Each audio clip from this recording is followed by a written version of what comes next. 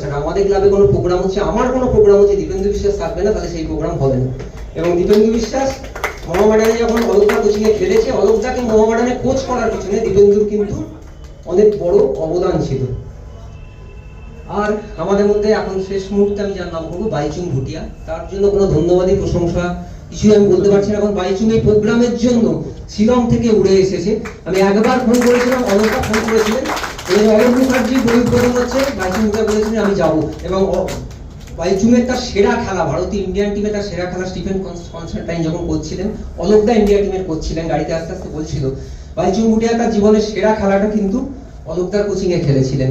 এবং বাইচুংকে বিশেষ বিশেষ ধন্যবাদ। আমরা দেখো তোমার শুরু এখান থেকে, কলকাতার এই মোহনবাগান ইস্টবেঙ্গল এই মাঠ, এই ক্লাব তোমাকে সম্মান দিয়েছে, বেস্ট প্লেয়ার দিয়েছে। তো এই শুরু তোমার এখান থেকে, ফলে আমরা হয়তো তোমাকে অনেক কিছু দিতে পারবো না, কিন্তু এই সামনে যারা বসে আছে রিপোর্টার বা এখানে যারা বসে আছেন, তারা সবাই তোমায় প্রচুর ভালোবাসা দিতে পারবো। এই ভালোবাসাটা তোমার জন্য চিরকাল। আর অলকদার সম্পর্কে তো বাকিরা বলবেন।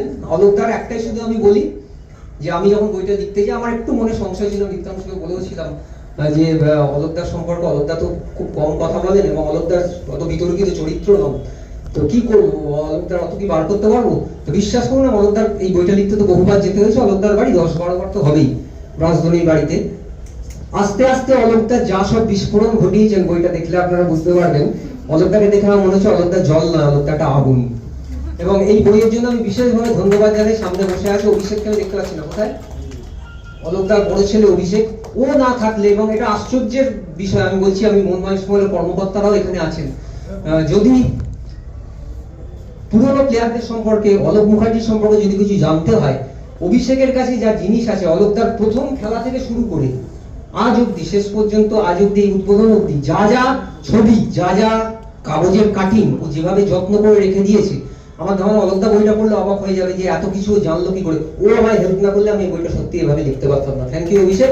এবং সবার সাথে দীপ্তাংশু, আমরা সবাই এত কথা বলছি, বই লিখলাম আমি, অলকদা আমায় বললো এখানে উদ্বোধন হচ্ছে, সব হচ্ছে, কিন্তু আসল লোক কিন্তু দীপ্তাংশু। কারণ রান্নাটাই হচ্ছে আসল। আমি ধরুন প্রচুর ভালো ভালো বাজার করে নিলাম, রান্নাটা বাজে হয়ে গেল, তাহলে কিন্তু পুরো জিনিসটাই মেশাগার হয়ে যাবে।